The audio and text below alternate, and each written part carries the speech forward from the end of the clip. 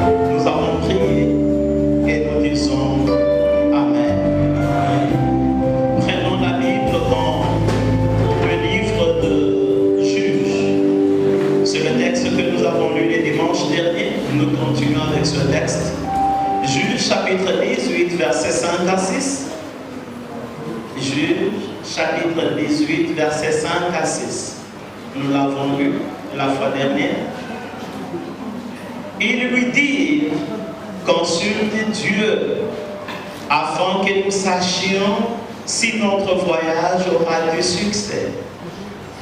Et le prêtre leur répondit: allez en paix. Le voyage que vous faites est sous le regard de l'Éternel. Amen. Nous recevons la parole de Dieu avec des acclamations. Est-ce qu'on peut acclamer pour la parole de Dieu? Amen. Je vous rassois. Nous sommes en train d'étudier les principes du succès. Mais pourquoi le succès? Parce que le succès, c'est la réussite. Et que Dieu, en nous plaçant dans le jardin d'Éden, il avait un seul objectif. Il voulait nous voir réussir. C'est ainsi qu'il nous a placés dans un lieu de délices, un lieu de richesse, un lieu d'abondante richesse. Et là, dans le jardin d'Éden, il avait fait de nous des vainqueurs, des plus que vainqueurs même.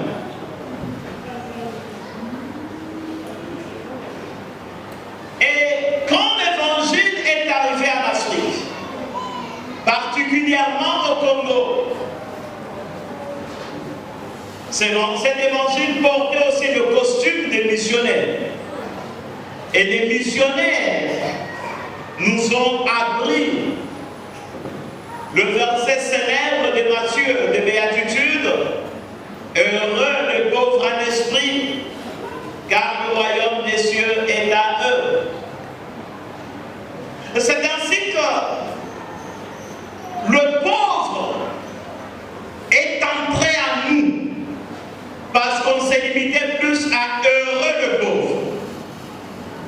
Et les gens ont cru avec certitude que pour voir Dieu, il faut être pauvre.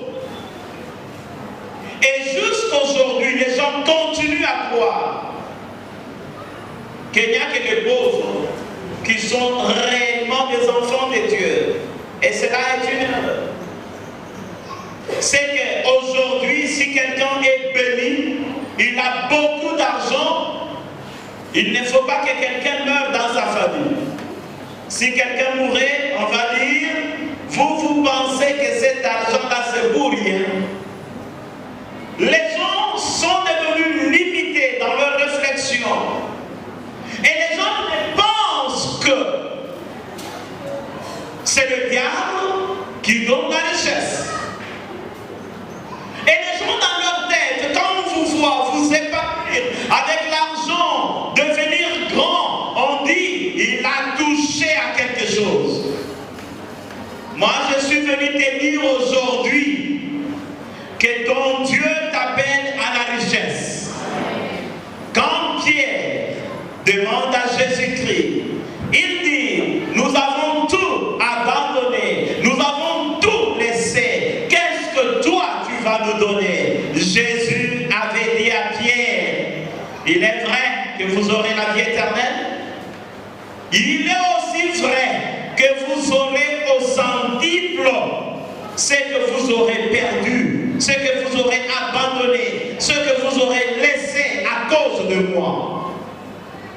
En d'autres termes, si vous n'aviez que $1000, vous aurez $1000 multipliés par 100. $1000 multipliés par 100, il faudra multiplier encore par 100. Jusqu'à tel point que, quand vous quitterez cette terre, vous laisserez dans votre grenier de la nourriture et beaucoup d'autres trésors. Bref, l'Éternel nous appelle à devenir des millionnaires. Et ce matin, que Dieu élève des millionnaires parmi nous. Parce que si j'ai 10, je multiplie par 100, ça devient 1000. Je multiplie par 100, ça devient 100 000. Je multiplie par 100 et je suis dans les millions. Dieu ne t'appelle pas à ne compter que des unités monétaires, mais Dieu t'appelle aussi à compter des millions. Parce qu'il multiplie par 100. Il ne multiplie pas par 1, mais par 100. Quand bien même tu auras 1, il multipliera par 100, tu auras 100, puis il multipliera par 100, tu auras 10 000, puis il multipliera par 100 et tu seras dans les millions. Est-ce que je parle de millionnaire ce matin? Est-ce que quelqu'un peut être fier d'être béni par Dieu et de devenir millionnaire sans tuer, sans verser le sang?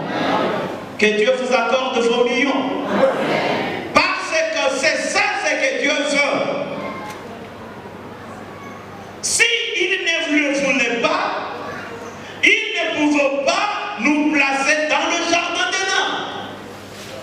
Dans le jardin d'Éden, vous le savez, il y avait l'or, la pierre d'Endonix, le délium et toutes sortes de richesses. Il n'y a que le millionnaire qui peut avoir tout ça. Si j'ai le diamant, j'ai de l'or, j'ai toutes ces pierres précieuses, on m'appellera millionnaire. Ce n'est pas quelqu'un qui compte les unités monétaires qui puisse avoir l'or sur son corps. Dieu nous appelle à cela. Et quand je parle des principes de succès, je voudrais que nous puissions faire le lavage de cerveau, que nous puissions comprendre qu'avec Dieu, on peut devenir millionnaire sans tuer, sans verser le sang, sans voler, sans escroquer. Dieu est capable de le faire. Il y a quelqu'un qui comprend que ça peut arriver. Et cela ne dépend pas de l'âge. Cela dépend de la conception qu'on a de Dieu et de la foi qu'on a en ces dieux-là. succès sur toi.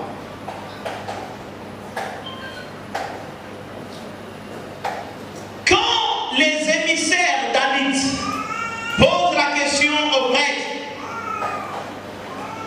consulte Dieu pour que nous sachions si notre voyage aura du succès. C'est qu'ils reconnaissent que la source du succès, c'est dans Dieu. Mais pour y accéder, il faut un lévite.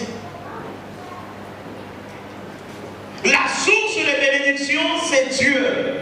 Entre Dieu et votre bénédiction, il y a un lévite.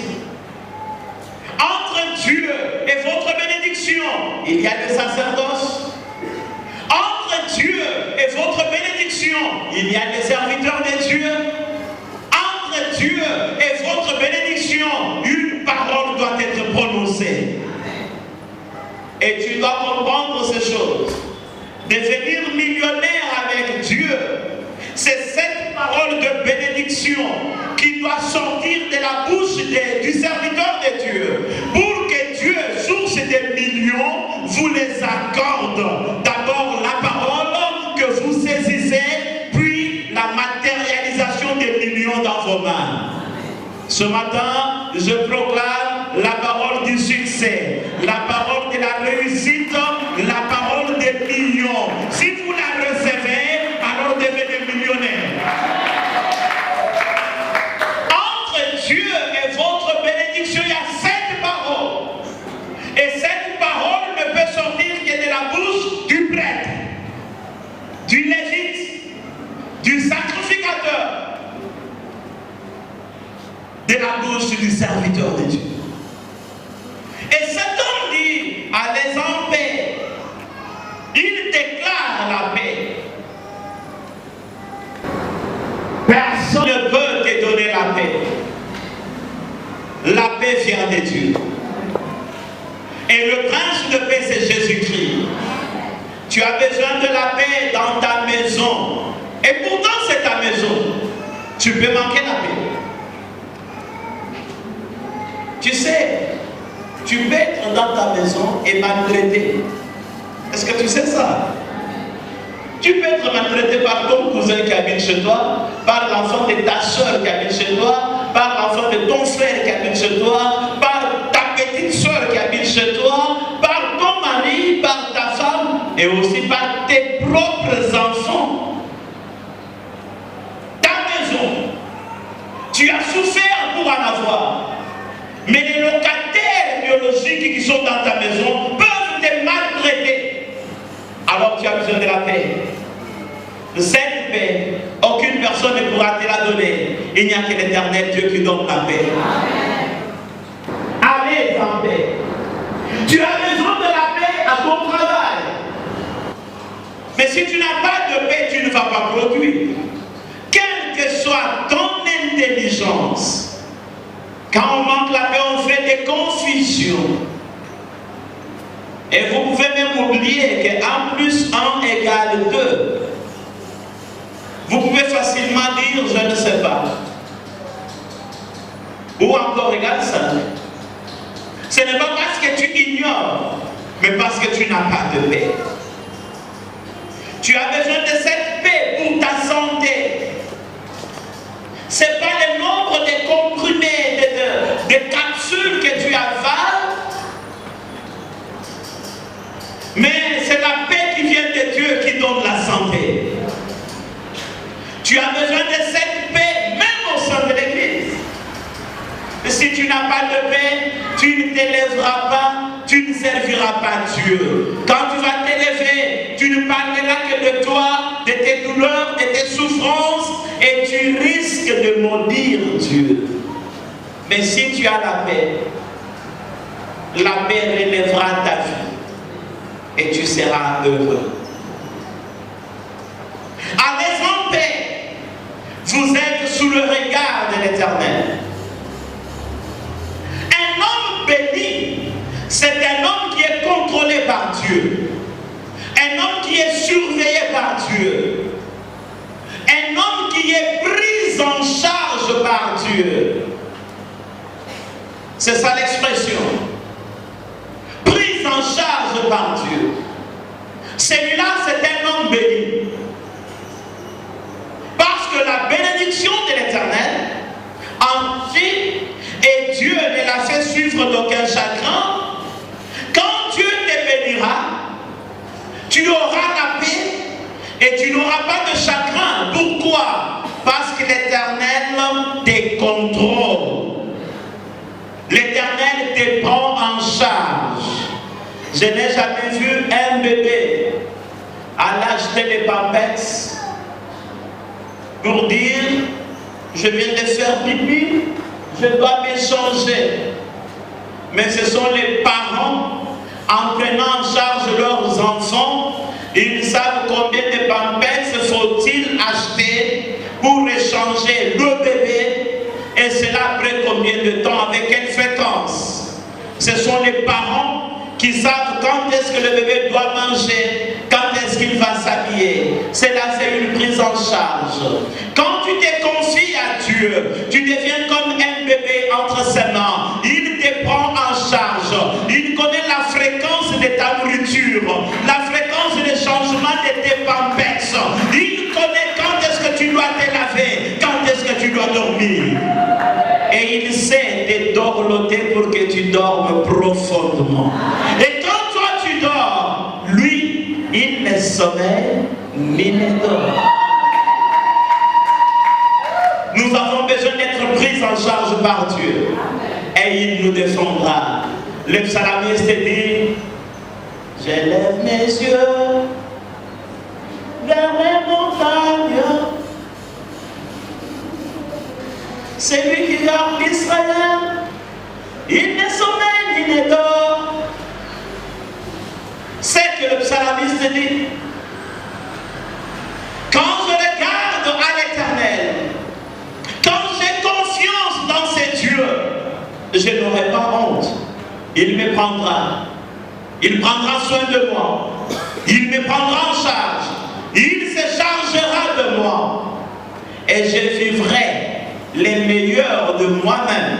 Le meilleur destiné à ma vie. Il me les donnera. Et au moment opportun. Allez en paix. Votre voyage est sous le regard de Dieu. Bref, vous aurez du succès. Le succès, c'est le bon résultat. Le résultat favorable, la réussite. L'Église devrait être composée des gagnants, des hommes et de femmes qui réussissent. L'Église n'est pas un lieu de gens qui marchent tête basse, en train de pleurnicher, de grincer le dos. Mais l'Église, c'est les lieux où les gens devraient marcher tête haute pour dire Dieu m'a donné la réussite, Dieu m'a donné les résultats favorables, Dieu m'a élevé. C'est ça l'Église. Et tu dois comprendre cela. Et c'est cette Église que je suis en train de chercher en m'élevant ici et en parlant de la part de Dieu. Je veux voir les enfants de Dieu plus que vainqueurs, les enfants de Dieu plus que gagnants, les enfants de Dieu dans la réussite, les enfants de Dieu avec des bons résultats. Les échecs, ce n'est pas notre partage. Notre partage, c'est la réussite, c'est le résultat favorable. Le succès, c'est l'habitude d'avoir des victoires. Si je dis que j'ai du succès, je vais dire en d'autres termes que j'ai l'habitude d'avoir des victoires. Et ici, ne peut avoir la victoire que celui qui s'expose à un combat. Beaucoup d'enfants de Dieu à l'église aujourd'hui, ils pleurent. Moi, je ne veux plus être avec eux parce qu'ils me combattent. Il y en a même qui quittent le groupe. Là où ils œuvrent, je ne peux plus œuvrer ici. Il y a beaucoup de sorciers. Moi, je voudrais te dire aujourd'hui que si tu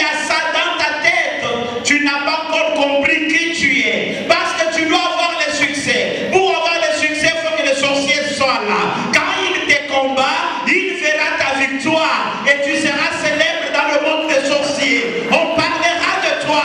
On dira que celui-là, à tout moment qu'on l'attaque, il a toujours vaincu. Il est plus que vainqueur par Jésus-Christ qui le fortifie.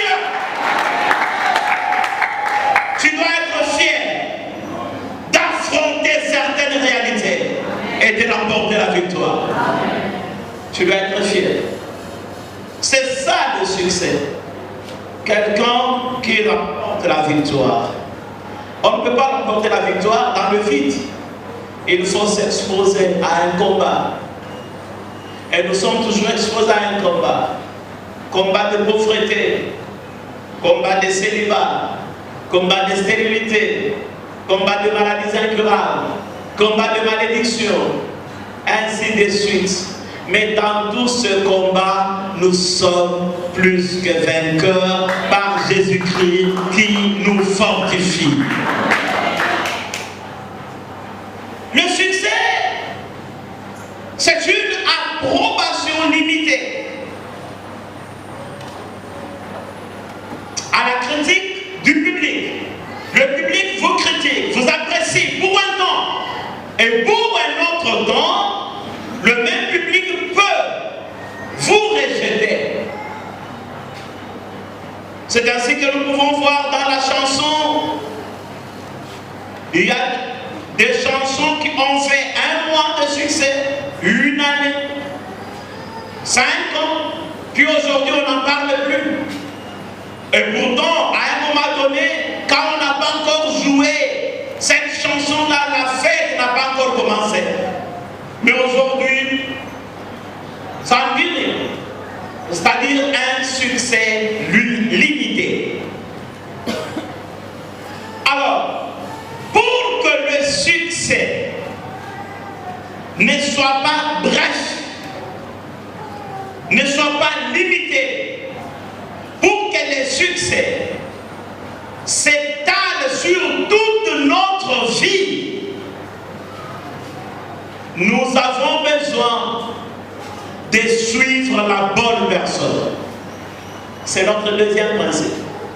J'avais énoncé 6 principes le dimanche dernier. Depuis mardi, je suis en train de travailler sur le deuxième principe. Tu vas avoir le succès, il faut suivre la bonne personne. Tu veux que le succès dure longtemps dans ta vie, il faut suivre la bonne personne. Tu veux profiter de ton succès, il faut suivre la bonne personne. Et cette bonne personne, nous l'avons appelée le mentor. La bonne personne à suivre, nous l'avons appelée le mentor.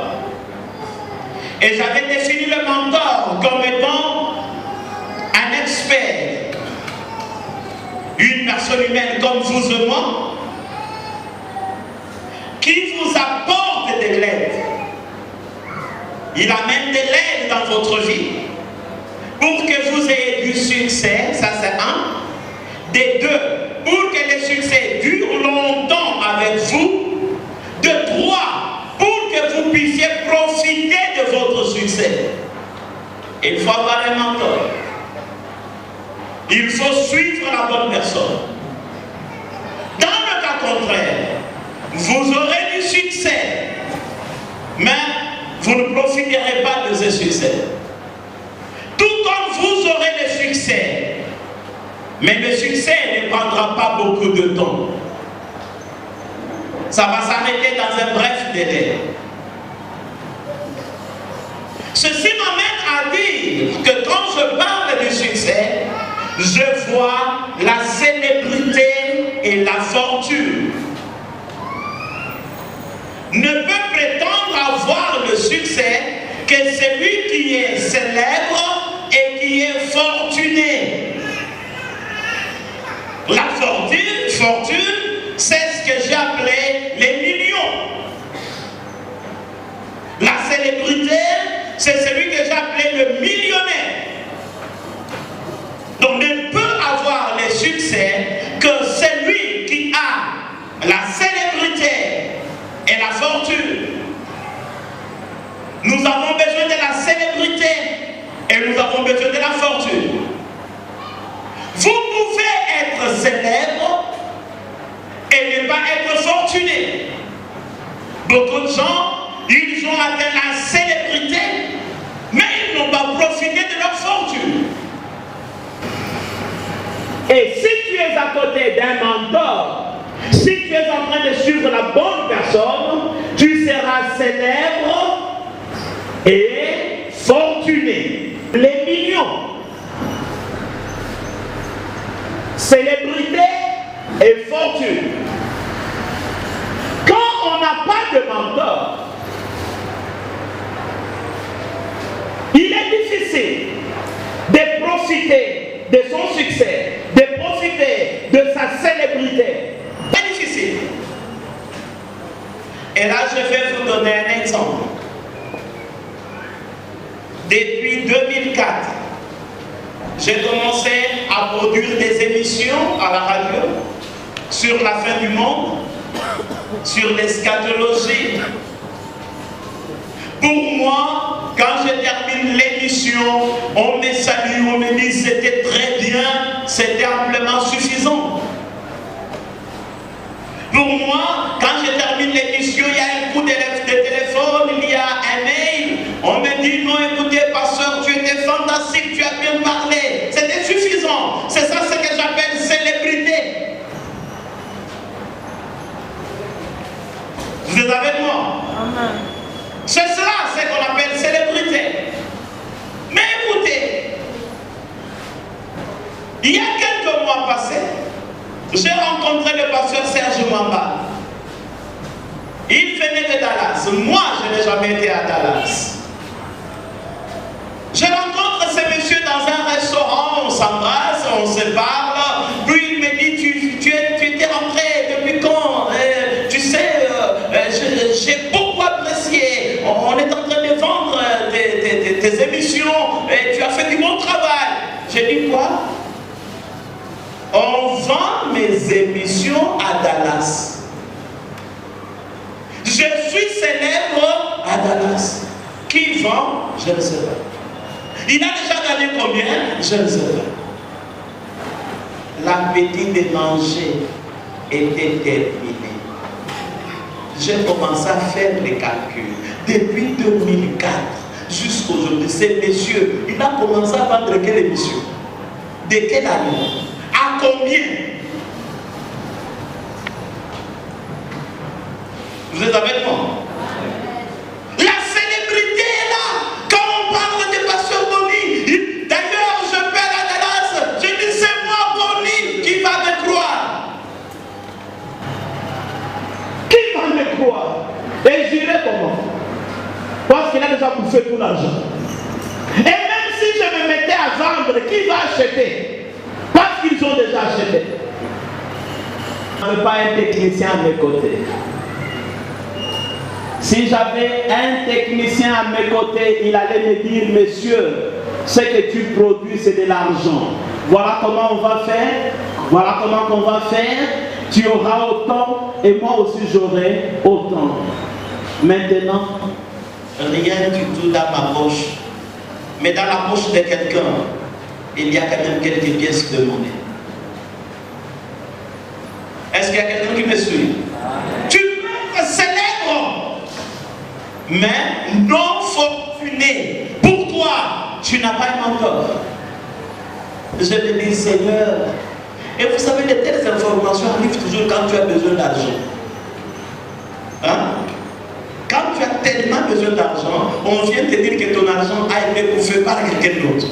Si tu ne retiens pas ta langue, tu risques de mal parler. Dis Seigneur, depuis 2004, il a commencé à vendre les émissions de quelle année? Il en a vendu combien? Il a gagné combien? D'abord, c'est qui? Je ne le connais pas. Vous appelez ça comment en français? Piraterie? Non. Ce n'est même pas piraterie parce que moi-même je ne l'ai pas vendu. J'appelle ça vol. Tout le monde est avec moi? Si tu n'as pas un mentor, si tu ne suis pas une bonne personne, la conséquence est que tu produiras. Tu auras mais tu ne gagneras rien.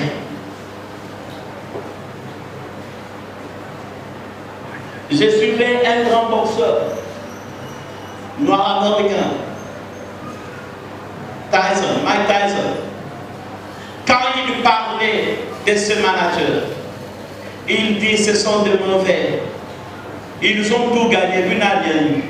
Celui qui s'exposait au coup mortel, c'était Mike Tyson sur le ring. Et quand on publie autant de millions de dollars pour cette ceinture, et dans ma tête, je pensais qu'on lui présentait l'enveloppe. Et pourtant, il n'avait qu'un pourcentage. Vous êtes avec moi? Je suivais aussi le documentaire d'un autre païen, Michael Jackson. Son premier manager qui s'appelle Tony, je ne sais pas qui moi. Il dit, Tony, ceci ce qu'il a, is a devil. Donc c'est un démon. Lui, il chante et danse, et c'est Tony qui bouffe l'argent. Tu peux avoir le talent, tu peux avoir la potentialité. Si tu n'as pas une bonne personne que tu es en train de suivre et qui t'apporte de l'aide, il est vrai, le talent que tu as, le don que tu as, et je ne sais pas quoi encore, ta compétence, ça peut t'amener à une célébrité X, mais sur le plan fortune, zéro. Ce matin, je parle des hommes célèbres et fortunés. Il ne faut pas être fier quand on t'appelle seulement chef. Tu gagnes quoi?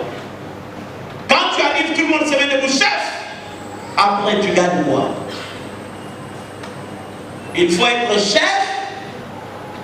Là, quand on s'élève, chef aussi là-bas. Touche un peu ta poche. Est-ce que tu es chef dans la poche? Touche un peu. Et tu es chef là-bas. Tout le monde est avec moi. Amen. Et tu risquerais de produire et de ne pas manger le meilleur fruit de ton travail.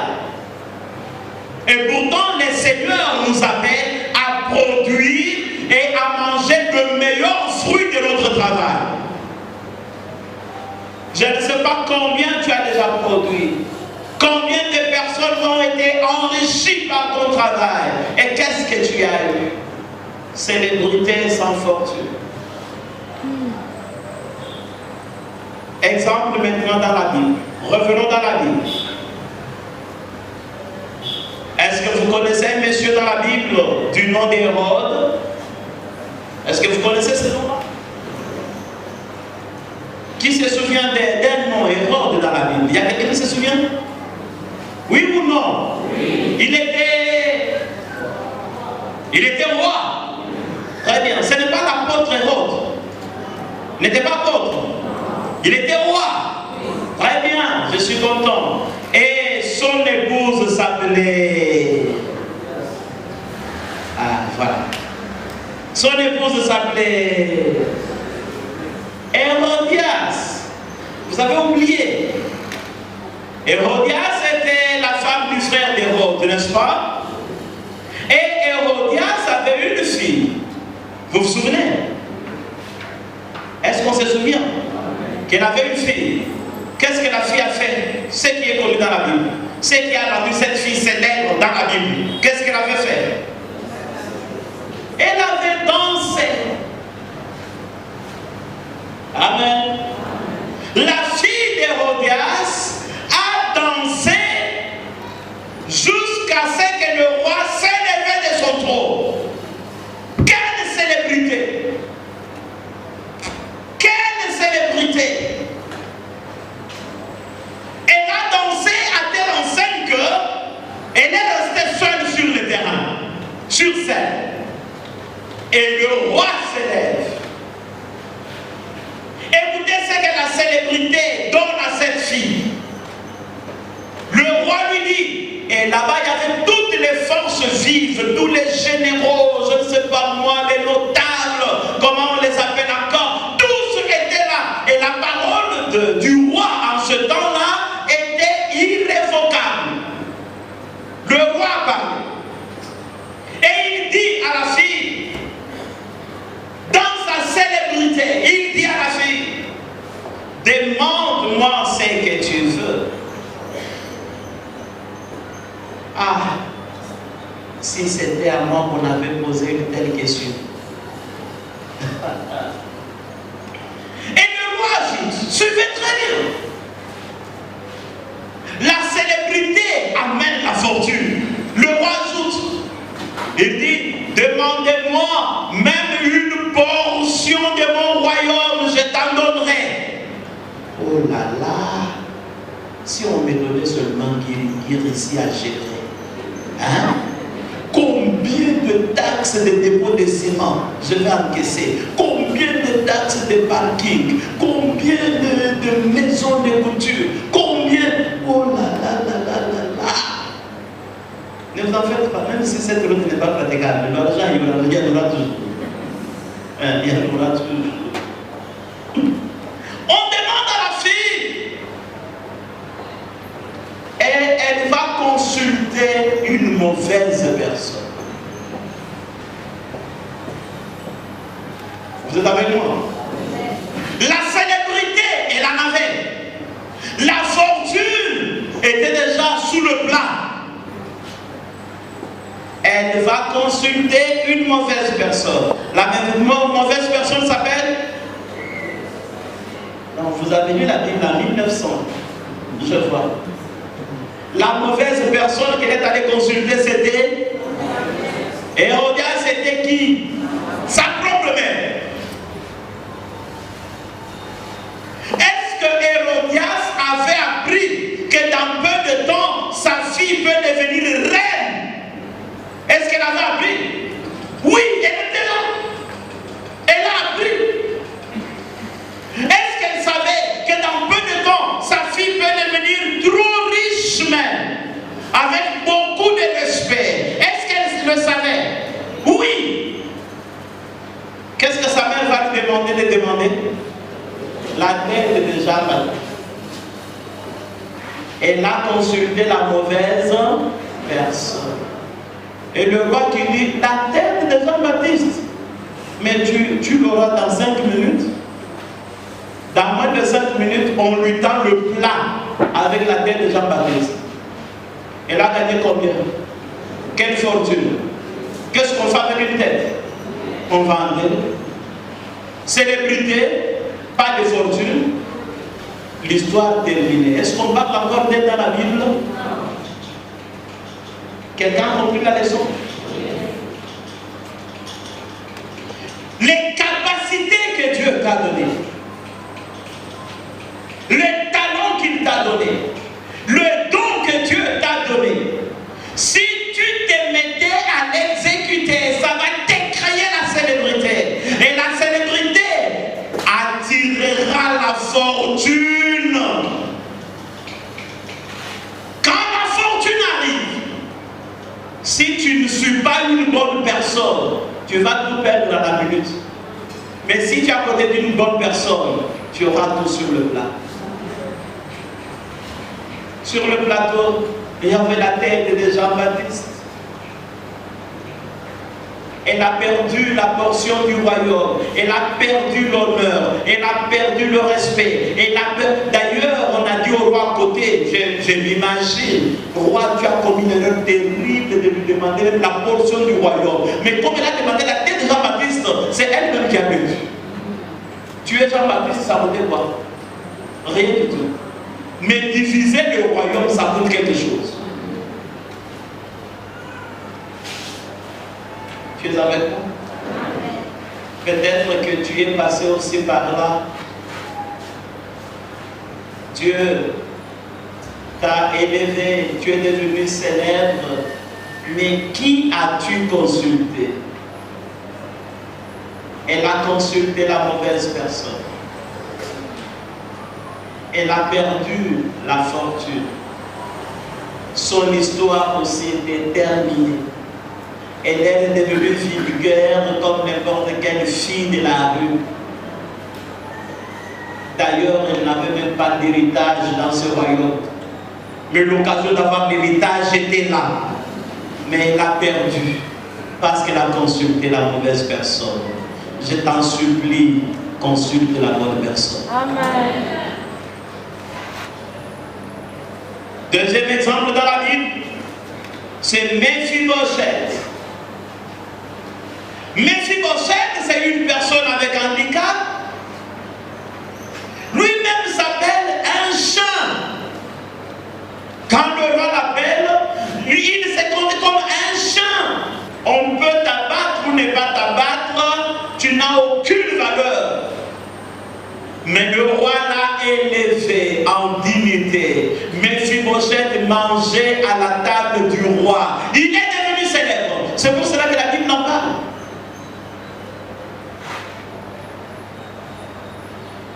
Tu as besoin de quelqu'un capable de te tirer de la poussière et de te faire asseoir avec les grands. Tu as besoin de quelqu'un capable de te conduire pour qu'on parle aussi de toi. Tu en as besoin. Parce qu'il y a beaucoup de gens qui se tapent sur la poitrine. Moi j'ai. Je voudrais dire, même les joueurs de football, tu peux être le meilleur joueur et ne pas être vendu. Et ne pas être acheté. Ceux qui jouent mal, ils ont des grands contrats parce qu'ils ont des gens qui les tirent vers la grandeur. Tu en as besoin, frère. Tu en as besoin. J'ai travaillé avec beaucoup de gens dans ma vie. Mais retourner le royaume de mon père. Oh, Méphibosheth. Même au temps de Jonathan, tu n'étais qu'un chien. Au temps de ton père, tu t'appelais toi-même chien. Quelqu'un qui t'a amené en dignité, tu l'as trahi. On dit à David, non, c'est un traître, Méphibosheth. Il est resté avec les traîtres. Il attend le royaume de son père. Conséquence, mort tragique. Tu dois être reconnaissant en celui qui te tire vers l'écran. Il peut rester petit. Et toi, tu peux devenir grand. Mais c'est lui qui t'a tiré. Tu dois être reconnaissant. Oh, je pensais qu'on allait dire amen. Il n'y a que les ingrats qui ne peuvent pas dire amen. Il n'y a que les ingrats. Mais Méphibosheth, il est mort tragiquement. Il a perdu l'honneur parce qu'il n'a pas suivi la bonne personne. Tu dois suivre la bonne personne. Est-ce que ces deux exemples suffisent? En fait, j'en ai donné trois. D'abord, mon exemple. Célèbre sans fortune. Dallas, où je n'ai jamais été. L'exemple de la fille d'Hérodias. Elle a loupé la fortune sur le plateau. Exemple de Méphibosheth, le prêtre. Elle était en dignité et il est mort tragiquement.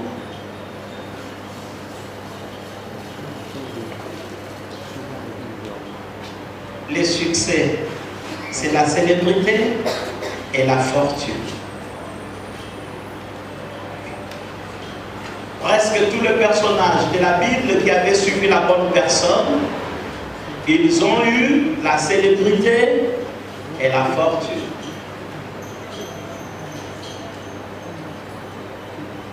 Exemple. Connaissez-vous dans la Bible un monsieur qui s'appelle Jésus-Christ, le Christ, Jésus le Christ? Est-ce que vous connaissez ces messieurs-là? Est-ce qu'on les connaît vraiment? Était-il célèbre ou moins célèbre? Jusqu'aujourd'hui, est-il célèbre? Ok, on parle de lui partout, même dans le monde occulte. On parle de lui, très bien. Est-ce qu'il était fortuné?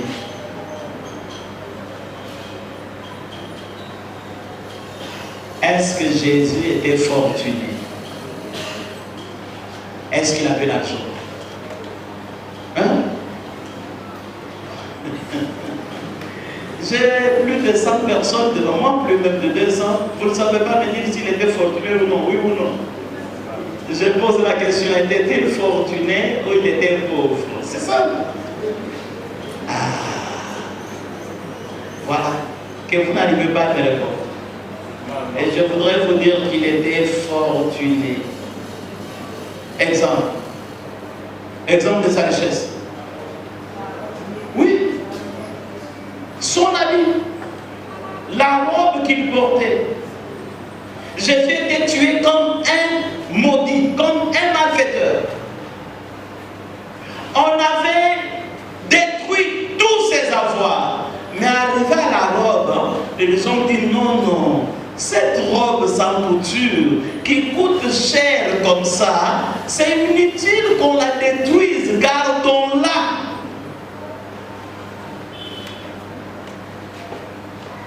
Alors, si lui n'avait pas d'argent, est-ce qu'il peut avoir une telle robe que tout le monde a envie? Il devrait l'avoir où? C'est comme tu fais un accident et tu es mort. On veut t'amener à la mort, et puis on voit une montre d'or à ta main, accrochée. On va dire oui, c'est sa montre, mais on ne peut pas mettre ça à la morgue. N'est-ce pas? La montre doit rester et toi tu vas bâtir. Mais si on trouve que c'est juste un bracelet de 500 francs, et puis le bracelet à la morgue. Vous êtes avec moi? Oui, ils se sont dit non, non, lui, oui, mais la robe ici, non. Fortune.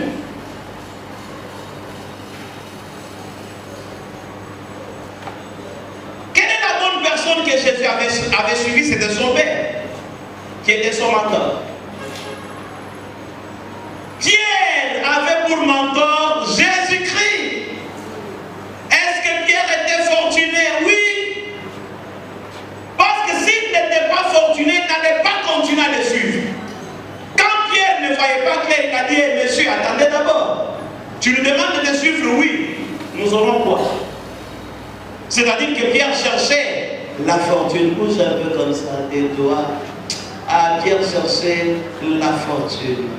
Tu dis à l'ami, Pierre cherchait la fortune. Tu dis, mon cœur, je cherche la fortune. Ah, mon cœur, je cherche la fortune. Mais je te dis la vérité. Tu as fini à chercher. Ah, mon cœur, moi, je cherche la fortune. Et Jésus a regardé Pierre et lui dit, oui, la vie éternelle, très bien, tu en auras. Mais sur cette terre, tu auras au centuple. Mes frères, la vie éternelle, j'en aurai. Et je travaille tous les jours pour en avoir. Mais sur cette terre d'abord, je dois voir.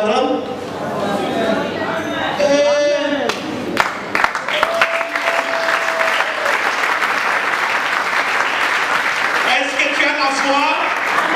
Oui, ton Dieu te donnera la vie éternelle. Mais sur cette terre, ah, millionnaire.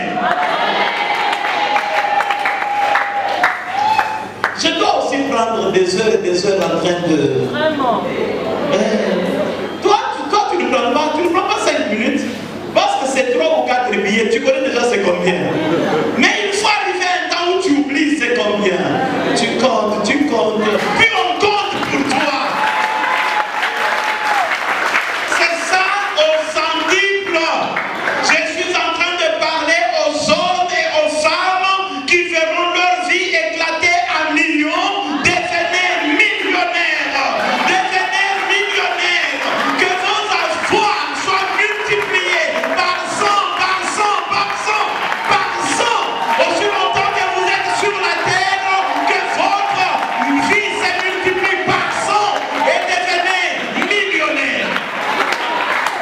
Sans tuer, sans verser le sang, sans faire des alliances avec le diable, mais en ne comptant que sur Dieu. Dieu est capable de donner au centime. Alléluia. Et si tu comprends ces choses, moi je serai heureux. Parce que quand on comptera le nombre de millionnaires, on comptera aussi ton nom. Et je dirai aux gens, je les connais. J'étais avec lui et Dieu a déclenché le miracle dans sa vie. Millionnaire. C'est-à-dire multiplié par 100. Encore par 100, encore par 100. Même si tu n'avais que 1, quand on multiplie par 100, 10 fois, 20 fois, 100 fois, tu seras millionnaire.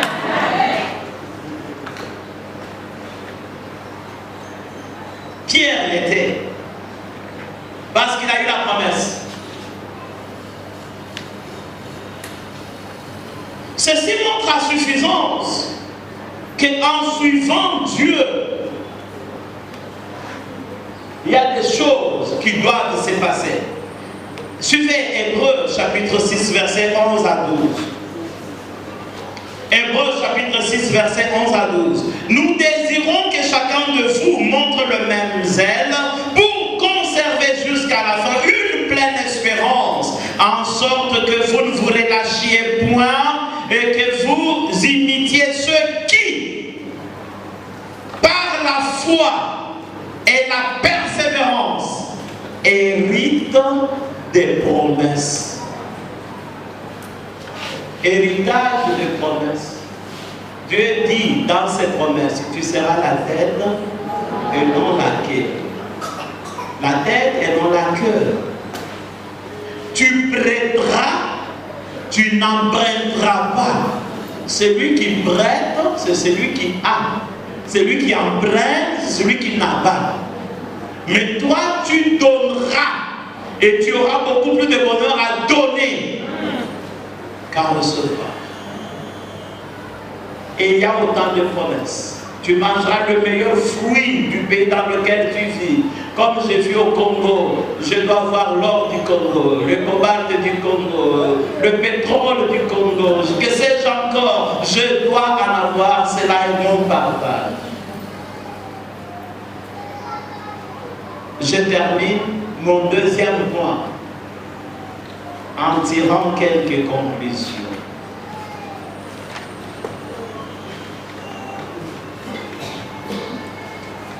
La première conclusion,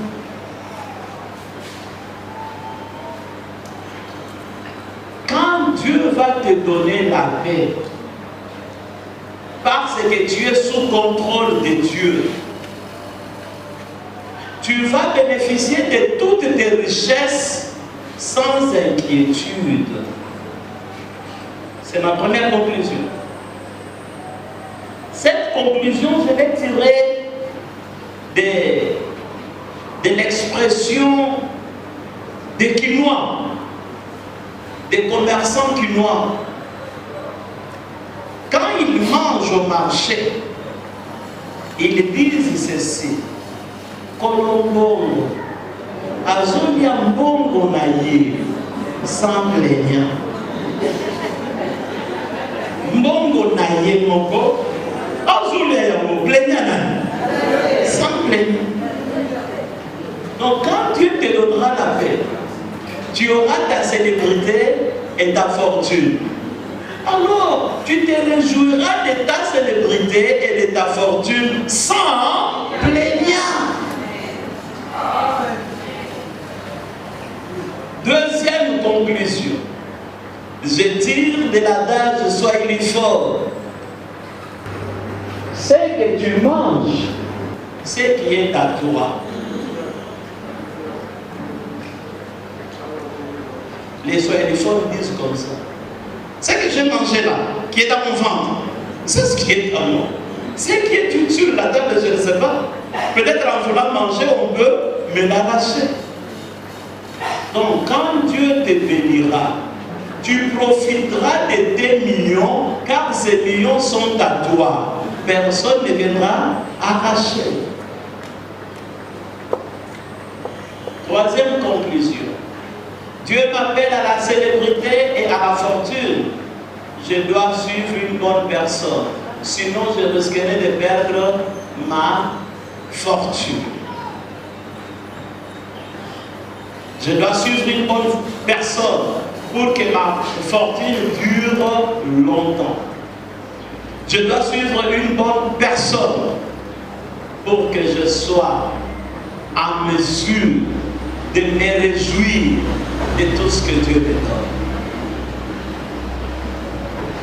Mes chers enfants, cette église, ce n'est pas un lieu de pleurs et de grincement de dents. C'est un lieu de vainqueur, d'être haute, lieu de réjouissance, lieu où nous devons devenir célèbres et fortunés, lieu où nous devons bénéficier de notre fortune, lieu où nous devons avoir la paix en consommant ce que Dieu nous a donné avec paix, sans plaignant. Tu dis au voisin, à partir d'aujourd'hui, j'atteins ma célébrité et ma fortune, et je me réjouirai de ma fortune sans plaignant. Dis un peu ça au voisin, une longue phrase. Tu l'as dit en lingala. Tu l'as dit en lingala. En français, c'est trop long. Que Dieu bénisse sa parole.